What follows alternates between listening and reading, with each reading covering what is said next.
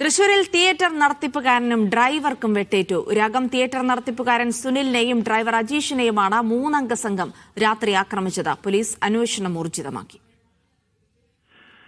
ഇന്നലെ രാത്രി 10 മണിയോടെ തൃശൂർ വെളപ്പായിൽ സുനിലിന്റെ വീടിന് മുന്നിൽ വെച്ചാണ് സംഭവം. കാറിൽ നിന്നിറങ്ങി ഗേറ്റ് തുറക്കുന്നതിനിടെയാണ് ഇരുട്ടിൽ പതിയിരുന്ന 3 അംഗ സംഘം വാൾ ഉപയോഗിച്ച് ഇരുവരെയും വെട്ടിയത്.